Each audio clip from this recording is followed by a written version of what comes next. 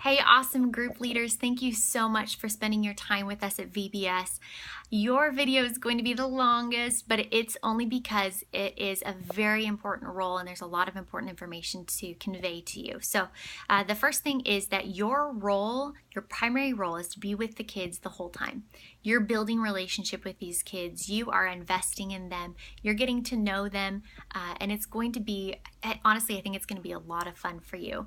From the moment that they check in to the moment that they're checked out, you are their person. You may have a group of 6, you may have a group of 16, just depends on how many kids have actually signed up for your activity, and I'll get to the rosters in a little bit, but you should always be with your kiddos. Now, obviously, if you have to use the restroom, you can use the restroom while your kids are at the activity with other leaders, but we shouldn't see you wandering around, we shouldn't see you talking to your friends. Although we love friendship, this week is for the kiddos. So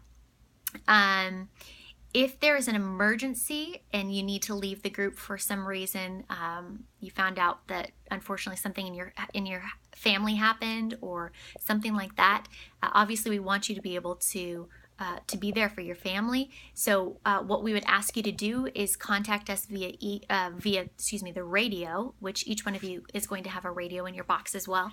And you can just let us know so that we know how to cover for you. If you can also communicate to the other leaders in your area, that would be super helpful as well so that we can get good coverage for that. Hopefully nothing like that happens, but we just want to be prepared in case it does. You will get a file box. It's a white file box with a lid. If you've served in the past, it'll be the same thing that we had in the last year, maybe last couple years. In there, you will have a roster with the names of all of your kids that are signed up, as well as their allergy information and as well as quick emergency contact information for us. Now, in the case of an emergency, you should not be the one to contact their parents. Leave that to Lori or myself once you've radioed us.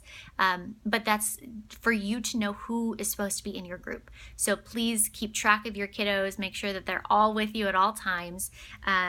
Along with the roster, you're also going to have you're going to have a Sharpie in there. You're going to have Band-Aids for simple cuts and bumps. You're going to have hand sanitizer, and you're also going to have a snack. Now, something about the snack is that it may be like a fruit snack where it's individually packaged like that, and if you are short, then please let us know. But if it is a bag of goldfish or something, we have divvied that out in accordance to how many kids are in your group. So please divvy it out to the kids, and don't start giving the kids a ton and then run out and say you need more.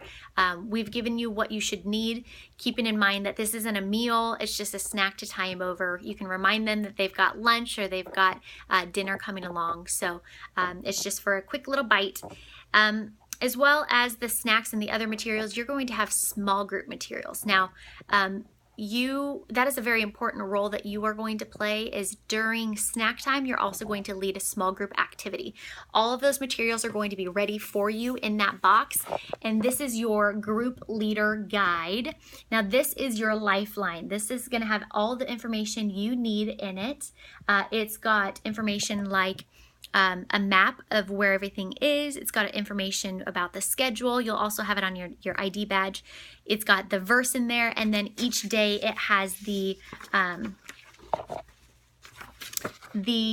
activity written out. Now, it looks a little scary, but if you read through it, I'm going to attach it to the email with this link as well.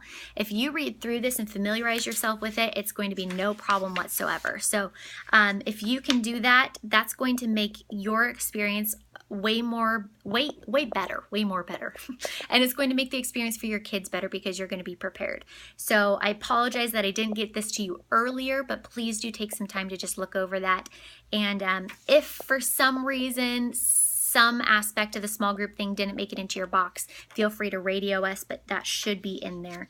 I'm trying to think through what else might be in the box.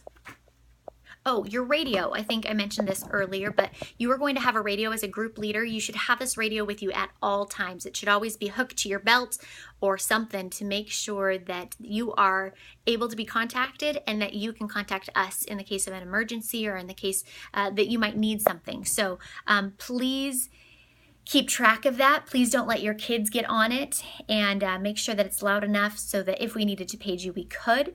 And also keep in mind that if you are communicating an emergency via radio, other people can hear you, including other kids. So instead of help, Johnny cut off his finger in soccer and blood is gushing everywhere, you would say, hey, we have an emergency at soccer. We need a leader at ASAP.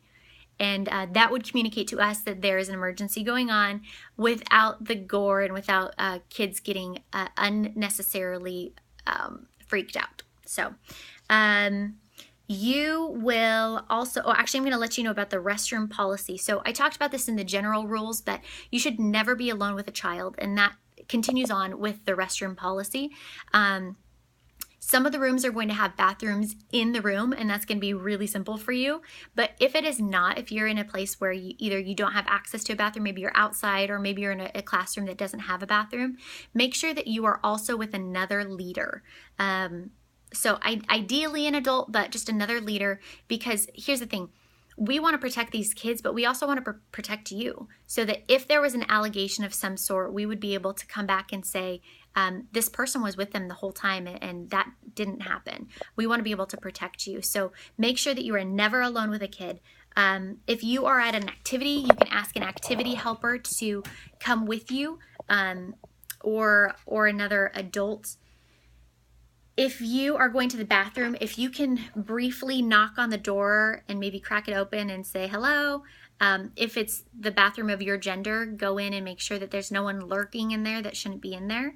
And then you can let the kids go in. You should never go in the bathroom with them. There's just not a need for that, because these kids are old enough to be able to handle it themselves.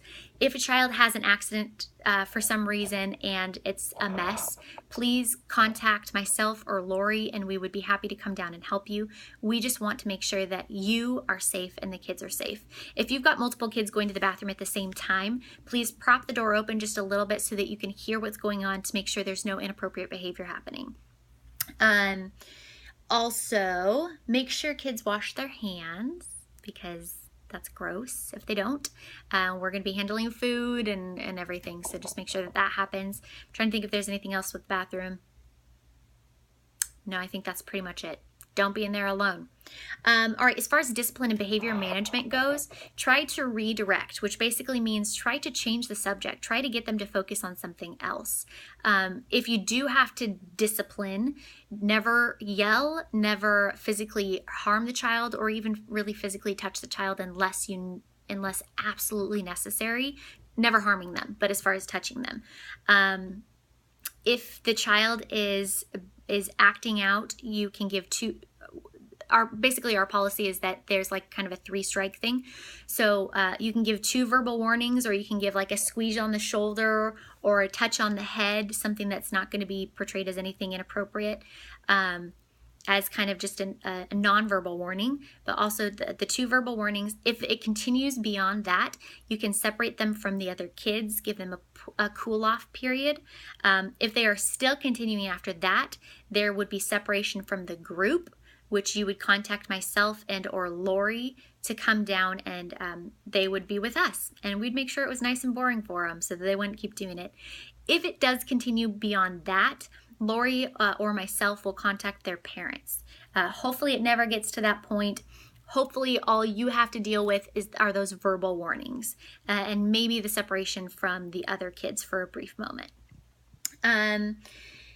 As far as injury goes, we want to make sure that all of our kiddos are safe. So use common sense. Make sure that they are drinking enough if they're outside at sports.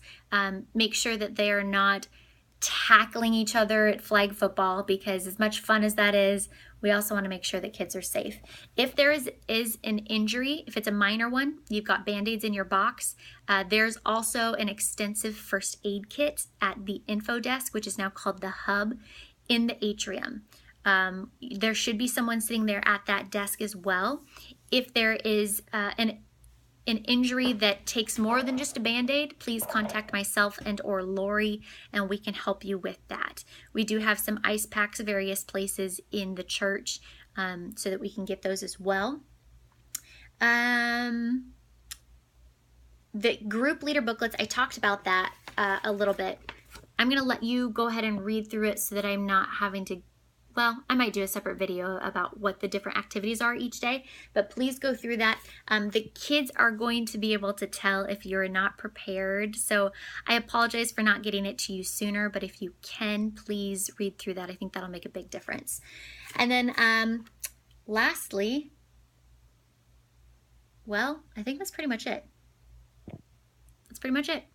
During the small group time, actually, I don't know that I talked about this. I've redone this video a couple times, so I'm sorry if I'm like repeating myself, but the basic schedule is that you are going to be with the kids at the beginning, the opening session, which is, this one has a typo on it, sorry, but basically you're going to start at the opening session, and then you're going to go to 45 minutes of your activity. After 45 minutes, you're going to break out and do a small group time with snack. Now, if you're outside, you're welcome to go inside for that. If you're inside, you're welcome to go outside.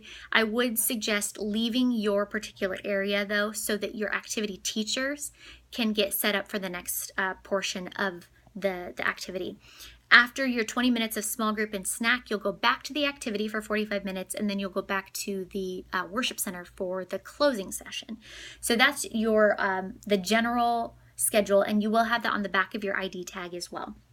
So I think that's it. If you have any questions, feel free to contact me at jessica.downs@eastridgetoday.com. I would be happy to help, and we are again very, very, very grateful for you and the time that you are giving to this week. It's going to be awesome, and you're gonna, honestly, you have the opportunity to change the lives of these kids. So I hope that you are spending this time in prayer and just preparation so that God can use you in awesome ways, because I know that He's going to. All right, talk to you later. Bye.